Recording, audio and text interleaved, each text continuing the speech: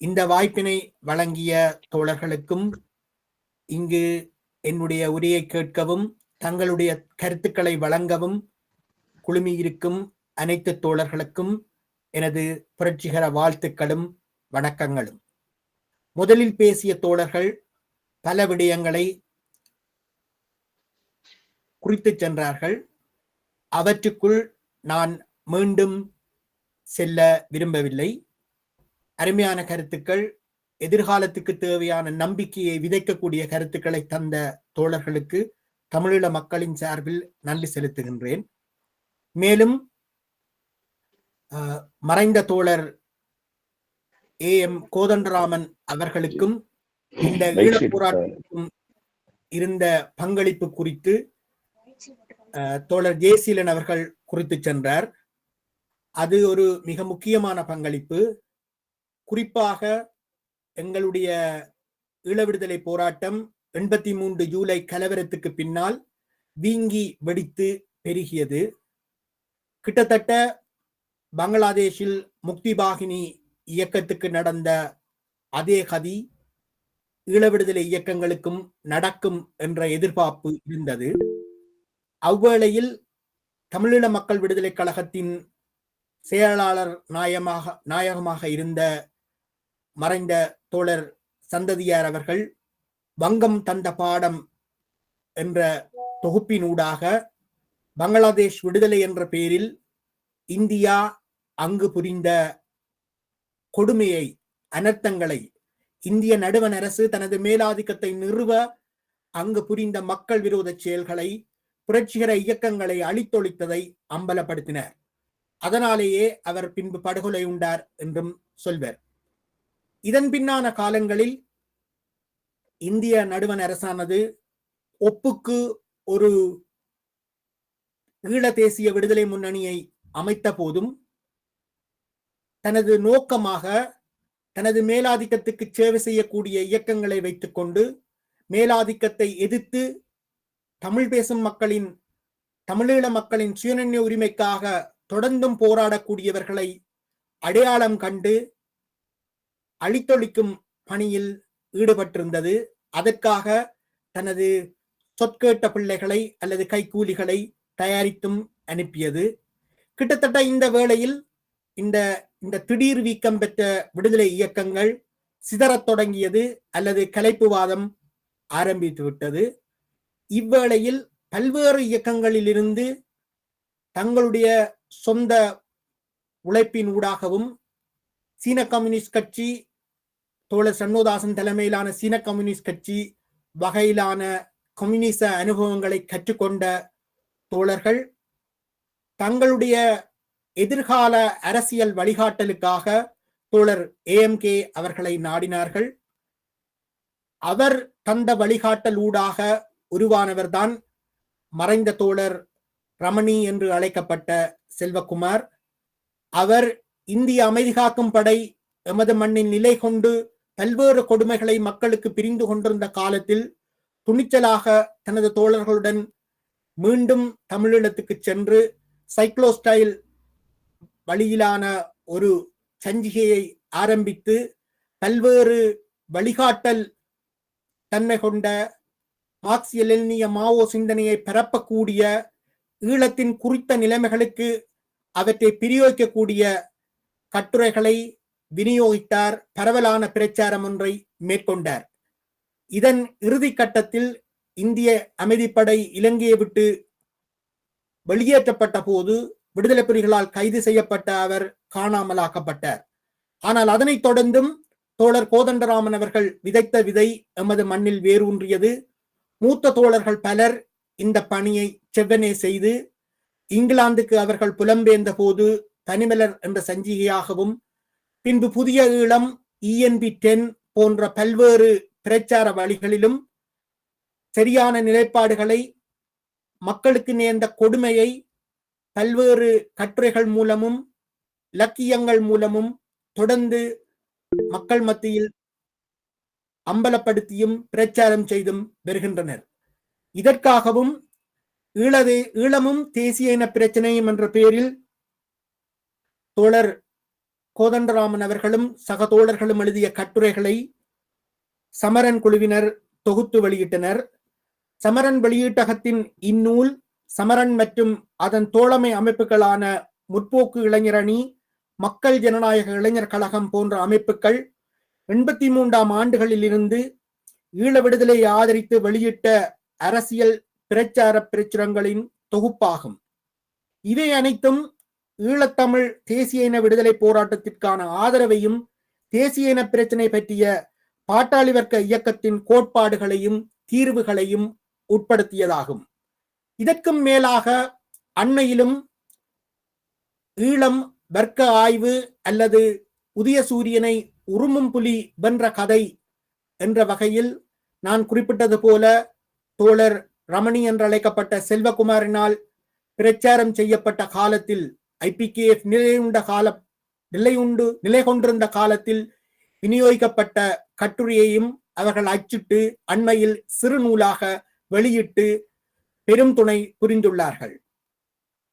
இவ்வாறாக எங்களுடைய போராட்ட அனுபவங்களை செழுமைப்படுத்தவும் தோளோடு தோள் நின்று போராடவும் இந்த எம் மக்கள் மீது சுமத்தப்பட்டுள்ள இந்த ஒடுக்குமுறையானது இந்த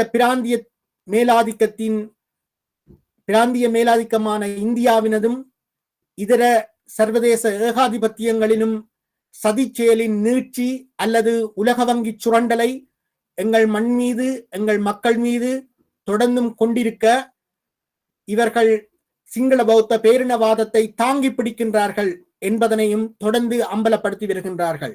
அதுபோல முள்ளிவாய்க்கால் இறுதி கணங்களிலும் விடுதலை புலிகளின் தலைவரான அண்ணன் வேலுப்பிள்ளை பிரபாகரன் அவர்கள் தனது தளபதிகளை அழைத்து சொன்னாராம், வரலாற்றில் வென்றவர்கள் மட்டும்தான் இருப்பார்கள் என்று அல்ல, லட்சியத்துக்காக இறுதி வரை போராடி மரணித்தவர்கள் கூட வரலாற்றில் நிலை பெற்றுள்ளார்கள். நாங்களும் அதுபோல ஜான்சி ராணிகளாக மாறுவோம் என்று சொன்னார் என்று அவரோடு தோளோடு தோள் நின்றவர்கள் இப்போதும் எழுதி பேசி வருகின்றனர். அதுபோல முள்ளிவாய்க்காலின் இறுதி கணங்களில்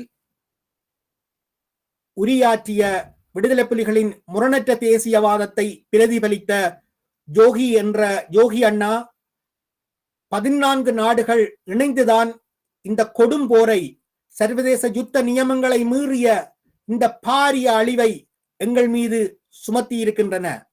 இவர்களுடைய நோக்கம் விடுதலை புலிகள் இயக்கத்தை அழிப்பது மட்டுமல்ல, ஒரு பாரிய இனப்படுகொலையை செய்தேனும் அதனை அடைந்து தீர்வது என்பதில் கங்கணம் கட்டி செயற்படுகின்றார்கள் என்பதனை அம்பலப்படுத்தினார்.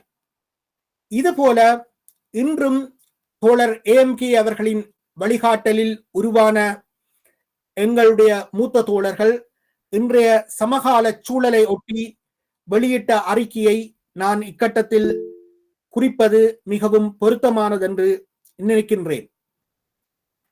முள்ளிவாய்க்கால் 2025 பிக்கு முன்னணி JVP-யின் ஆட்சியில் சுக்குநூறாவதை தடுக்க, முள்ளிவாய்க்கால் விசவாயு படுகொலைக்கு தீர்ப்பு வழங்க புதிய ஈழப்புரட்சிக்கு தயாராகுங்கள்.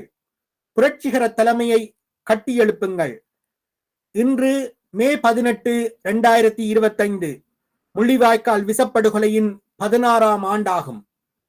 முள்ளிவாய்க்கால் மண்ணில் படுகொலை செய்யப்பட்ட மக்களை நினைவு கூறுகின்ற 16ஆம் நிகழ்விலே எமக்கு இழைக்கப்பட்ட அநீதிக்கு எதிராக குரல் கொடுக்கவும் நீதி வேண்டியும் மே 18ஆம் நாளில் முள்ளிவாய்க்கால் திடலில் அணிதிரண்டு ஒன்று கூட உங்களை அன்போடு அழைத்து நிற்கின்றோம். நாம் அழிக்கப்பட்டோம் என்பதனை சர்வதேசம் வரை உரத்து சொல்ல இணைந்து கொள்வோம் என முள்ளிவாய்க்கால் நினைவேந்தல் குழுவின் வடகிழக்கு பொது கட்டமைப்பின் இணைத்தலைவர் அருட்பணி சின்னத்துரை லியோ ஆம்ஸ்ட்ரோங் அவர்கள் கோரியுள்ளார். மேலும் அன்றைய தினம் 10:15 மணிக்கு கொள்கை பிரகடனம் வாசிக்கப்படும். 10:29க்கு நினைவொலி எழுப்பப்படும். 10:30க்கு அகவணக்கமும் அதனைத் தொடர்ந்து பொதுச்சுடர் ஏற்றப்பட்டு சமநேரத்திலே ஒற்றை சுடரொளி ஏற்றப்படும். இறுதியாக மலர் வணக்கம் செலுத்தப்படும் என அறிவித்துள்ளார். முள்ளிவாய்க்கால் திடலில் ஒன்றிணைவோம். பொது வாக்கெடுப்புக்கு போராட சபதமேற்போம். மே 18, 2009 30 ஆண்டு கால யுத்தம் முடிவுக்கு வந்த இறுதி நாளாகும். இந்த நாள் வரைக்குமான யுத்தத்தின் இறுதி நாட்களில் வகை தொகையின்றி கொத்து கொத்தாக நிராயுதபாணியான லட்சம் மக்கள் யுத்த சூனிய பிரதேசம் என அரசு அதிகாரபூர்வமாக பிரகடனப்படுத்திய பிரதேசத்துக்குள்ளேயே முற்றுகையிட்டு கொன்றொழிக்கப்பட்டார்கள். இப்பட்டறிவின் பாற்பட்டே இது தமிழின படுகொலை என உணரப்பட்டு உரைக்கப்பட்டு வருகின்றது. மாறாக சர்வதேச சட்ட வீதிகளை மீறிய ஜெனோசைட் என்ற குற்றச்செயல் என்ற சட்டவாதத்தின் அடிப்படையில் அல்ல. அதற்கமைய முள்ளிவாய்க்கால் ஜெனோசைட் ஆகுமா இல்லையா என்பது சட்டவாளர்களின் பிரச்சனை. நாம் அளிக்கப்பட்டோம், நமக்கு நீதி வேண்டும், இதுவே மக்களின் பிரச்சனை, எமது பிரச்சனை. ஆனால் முள்ளிவாய்க்கால் மக்கள் அளிக்கப்பட்ட பிரச்சனை மட்டுமல்ல, மக்களின் தலைமை அளிக்கப்பட்ட பிரச்சனையும் ஆகும். மக்கள் அழிந்து மிகப்பெரிய விலையை கொடுத்து புரட்சி படையின் இராணுவ தலைமை ஆனந்தபுரத்தில் தப்பியிருக்குமானால் ஈழம் தமிழினம் இன்றிருக்கும் இழிநிலையில் இருந்திருக்காது. ஒவ்வொரு தலைக்கும் சிங்களம் விலை கொடுத்திருக்கும்.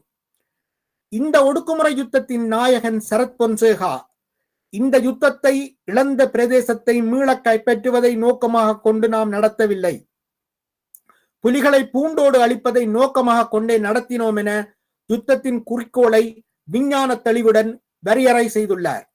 இந்த யுத்தம் முழுமையிலும் சாகாவரம் பெற்ற இன்னொரு தளபதி இருந்தார். அவர் ஊடகவியலாளர். அவர் ஆனந்தபுர விஷவாயு தாக்குதல் நிகழாது இருந்திருந்தால் யுத்தம் வேறு திசையில் சென்றிருக்கும் என எழுதினார். ரெண்டும் இருபெரும் உண்மைகளாகும். இதனால் தான் முள்ளிவாய்க்கால் விசப்படுகொலை என நாம் அழைக்கின்றோம். ஜீவாதாரமான மாபெரும் இந்த உண்மை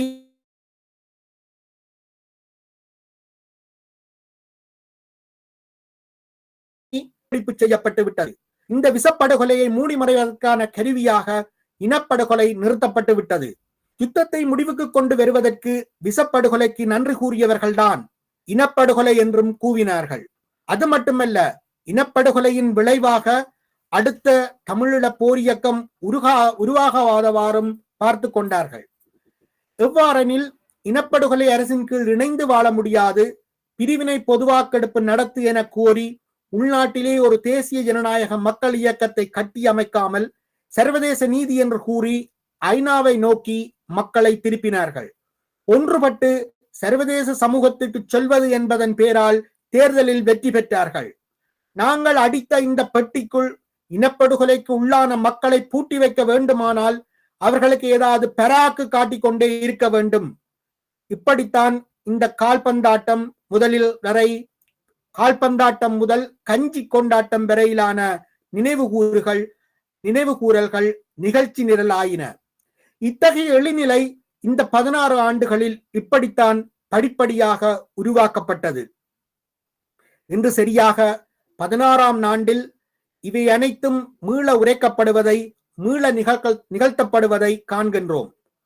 முற்றுப்புள்ளி இடுக முள்ளிவாய்க்கால் வாரம் கடைபிடிக்கப்பட்டு கொண்டிருந்த போது கனடாவில் தமிழின படுகொலை நினைவாலயம் அமைக்கப்பட்டதற்கு அனுர ஆட்சி கனடிய தூதுவரை அழைத்து கண்டனம் தெரிவித்த சம்பவம் நிகழ்ந்தது. எவரும் எதுவும் செய்யவில்லை. கஞ்சிக்கு கூடிய சந்திகளில் ஒரு கண்டன முழக்கம் கூட எழுப்பப்படவில்லை. அப்படி ஒழுக்கமாக நடந்தும் கூட அனுராவின் சோசலிச போலீஸ் கஞ்சி பதாகையை கழட்டி கொண்டு போய்விட்டது. யுத்தத்தின் போது துப்பாக்கி முனையில் கைப்பற்றிய தனியார் காணிகளை கபலீகரம் செய்ய வர்த்தமானி அறிவித்தல் திருட்டுத்தனமாக சிங்களம் ஆங்கிலம் என இரு மொழிகளில் மட்டும் ரகசியமாக வெளியிடப்பட்டுள்ளது. அனுரா அக்கா ஆட்சியின் சாதனைகளில் இதனையும் ஒன்றாக நாங்கள் குறித்துக் கொள்ள வேண்டும். உள்ளூராட்சி தேர்தலில் வாக்கு பொறுக்க வீதி வீதியாக திரிந்த பொன்னன் கும்பல் இந்த பிரச்சனையை தூக்கி கொண்டு ஒவ்வொரு தூதுவர் வீட்டுக்கும் படியளக்கின்றது. தமிழீழ வைப்பக தங்கத்தை அனுரா அக்கா கும்பல் பட்டப்பகலில் கண்ணுக்கு முன்னால் திருடி மத்திய வங்கியிடம் கொடுப்பேன் என்கின்றது. கொழும்பில் இருந்த ஒரு கராட்டிக்காரன், விடத்தல் தீவில் ஒரு விடுபேயன், கிளிநொச்சியில் ஒரு வாத்தியார், லண்டனில் படித்த ஒரு வெறும் மாணவன், இத்தியாதி கும்பல்கள் இன்று லட்சாதிபதிகள், கோடீஸ்வரர்கள், மேலை நாடுகளில் சொத்துக்கள் முதலீடுகள் கொண்டவர்கள் ஆகிவிட்டார்கள். மறுபுறம் புலிச்சொத்தை சுருட்டி கொண்ட புலம்பெயர் பினாமி புது பணக்கார முதலாளிகள் இவர்கள் எல்லோரிடமும் தனி சொத்து கொட்டி கிடக்கின்றது. தமிழீழ வைப்பக தங்கம் சாமானிய மக்களுடைய சேமிப்பு காலங்காலமான தேட்டம். அவர்களது தனி சொத்து எவனுக்கும் கவலை இல்லை. ஸ்ரீதரன் என்கிற பிரதிநிதி தேர்தல் பிரச்சாரத்தில் சொல்கிறது, வடகிழக்கு உள்ளூராட்சி தேர்தலில் சிங்கள கட்சிகளை வெல்லவிடக் கூடாதாம், அனைத்து சபைகளையும் தமிழ் கட்சிகளே வெல்ல வேண்டுமாம். இவ்வாறு ஒருமித்த சக்தியாக வெற்றி பெற்ற உறுப்பினர்கள் திரண்டு சர்வதேச சமூகத்துக்கு தமிழர் பிரச்சனை இன்னும் தீர்க்கப்படவில்லை என்று கூற வேண்டுமாம். அதனால் தமிழ் மக்கள் தமக்கு வாக்களிக்க வேண்டுமாம். வாக்கு பொறுக்குவதில் ஆரம்பித்த இவர்கள் இப்போது தமது வாக்குகளிலேயே பொறுக்கிகளாகிவிட்டார்கள். விடுதலைக்கு தேவை பொறுக்கி தலைமை அல்ல, புரட்சி தலைமை. முற்றுப்புள்ளி இடுக. பிக்கு முன்னணி நாடு சந்திக்கும் பேரபாயம். இலங்கையின் அரசியல் அதிகாரம் இறுதியாக ஜேவிபியிடம் சென்றடைந்திருக்கின்றது. இது நடந்தேறிய விதம் நாடாளுமன்ற ஜனநாயகத்தை பாவித்து இறுதியில் மக்களின் மாபெரும் உரிமையான வாக்குரிமையையே தனது தெரிவுக்கு வழங்கக்கூடியவாறு மாற்றியமைக்க முடியும் என்பதனை நிரூபித்திருக்கின்றது. பக்ச பாசிஸ்டுகளின் மக்களால் தெரிவு செய்யப்பட்ட ஆட்சி 2 தடவை இந்தியாவால் கலைக்கப்பட்டுள்ளது. இறுதியாக ஜேவிபியிடம் சென்றடைந்திருக்கின்றது அரசியல் அதிகாரம். ஜேவிபியினர் சொல்லில் சோசலிசமும் செயலில் சிங்கள பெருந்தேசிய பௌத்த பெருமதவாதத்தையும் கடைபிடிக்கின்ற சமூக தேசிய வெறி பாசிஸ்டுகள் ஆவர். ஜேவிபியினர் அதிகார வெறியர்கள்.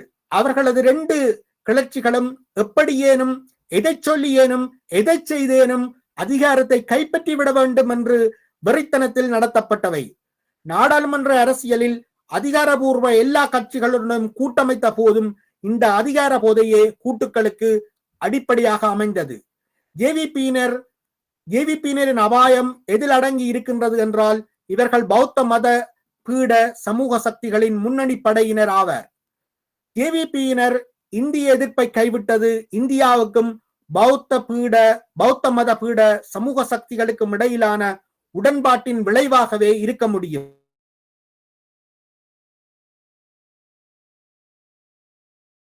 ஆதரவு நடவடிக்கைகள் அனைத்தும் பௌத்த மத பீட சமூக சக்திகளின் திட்டத்தின் புரோகிராம் அடிப்படையில் தான் அமைந்தவை என்பது இப்போது ஆட்சியும் அப்படியே நடக்கின்றது.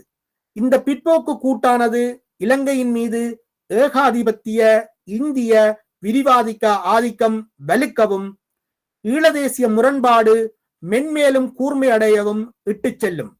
மேலும் சர்வதேசிய நிலைமைகளை பொறுத்த மட்டில் மிக முக்கியமாக உலக மறுபங்கீட்டு துணைப்போர்களுக்கு தற்காலிக ஓய்வு கண்டு முழு அளவிலான உலகப் போருக்கு தம்மை தயாரிக்கும் பணிகளில் ஏகாதிபத்தியவாதிகள் இறங்கிவிட்டனர்.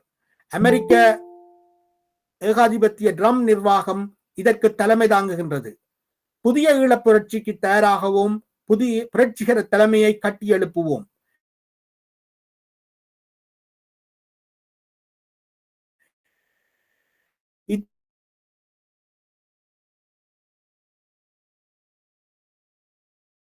இத்தகைய ஒரு சூழ்நிலை உள்ளூராட்சி சபைகளின் கரக முதலாளி மற்றும் இவ்விரு வர்க்கங்களினதும் சிறு உடைமையாளர்களின் பிற்போக்கு பிரிவினர் அடங்கிய ஒரு கூட்டு ஏகாதிபத்திய தாச சமூக வர்க்கமே இதன் வர்க்க அடிப்படையாகும். சிந்தனை துறையில் இது ஈழதேசியத்தை இனத்துவமாக குறுக்கி தனது இருப்புக்கான சமூக அடித்தளத்தை திரட்டி வைத்துள்ளது. தமிழ் தேசியம் என்று அதிகார பகிர்வுக்கும் தமிழ் கட்சிகள் என்று தம் வர்க்க பண்புக்கும் மூடுதிரை போடுகின்றது.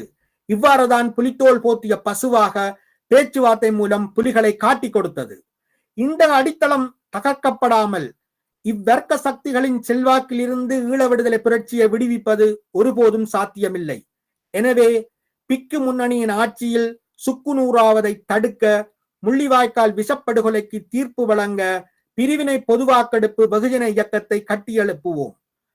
அத்தகைய ஒரு தேசிய ஜனநாயக இயக்கத்தை கட்டியமைக்க பின்வரும் முழக்கங்களின் அடிப்படையில் அணிதிரளுமாறு அறைகூவல் விடுக்கின்றோம். உலக யுத்த மறுபங்கீடு மூலம் நெருக்கடிக்கு தீர்வு காண முயலும் போர் தயாரிப்புகளை முறியடிப்போம். நேட்டோ படை விரிவாக்கம், ஐரோப்பிய படை உருவாக்கம், இராணுவ செலவின அதிகரிப்பு மற்றும் படைப்பெருக்கம் ஆகியவற்றை எதிர்ப்போம். உலகளாவிய ஏகாதிபத்திய எதிர்ப்பு, பாசிச எதிர்ப்பு இயக்கங்களுடன் ஒன்றிணைவோம். ஏகாதிபத்திய ஏஜெண்டுகளான பிராந்திய விரிவாதிக்க அரசுகள் உலகப் போருக்கு அண்டை அயல் நாடுகளை தயார் செய்வதை தடுப்போம். இணைக்கப்படாத இந்திய மாநிலமாக இலங்கையை தாரை வார்த்துவிட்ட ஏவிபி பிக்கு முன்னணி ஆட்சியை தூக்கி எறிவோம். தேர்தல் பாதையை நிராகரிப்போம். புரட்சி பாதையில் அணிதிரள்வோம். 6வது திருத்த சட்டம், பயங்கரவாத தடை சட்டம் மற்றும் பாசிச கருப்பு சட்டங்களை நிராகரிப்போம். ஈழப்பிரிவினை பொது வாக்கெடுப்புக்காக போராடுவோம். ஒடுக்கும் சிங்கள தேசத்தின் தேசிய ஜனநாயக போராட்டங்களோடு ஒன்றுபடுவோம். இஎன்பி இணையம் படிப்போம், பகிர்வோம், ஆதரிப்போம், போதெடுப்போம். மேற்கண்ட முழக்கங்களை பரந்துபட்ட மக்கள் மத்தியில் எடுத்துச் செல்ல இணையத்தை ஆயுதமாக ஏந்தி ரத்தன் சிண்டா அரசியல் போர்க்களத்தில் குதிப்போம். ஈழப் பொது வாக்கெடுப்பு நடத்தும் வரை பிரிவினை கோரிக்கையை கைவிட மாட்டோம். புதிய ஈழப் புரட்சிக்கு தயாராவோம். புரட்சிகர தலைமையை கட்டி எழுப்போம். இறுதி வெற்றி ஈழ மக்களுக்கே. புதிய ஈழப் புரட்சியாளர்கள். நன்றி, வணக்கம்.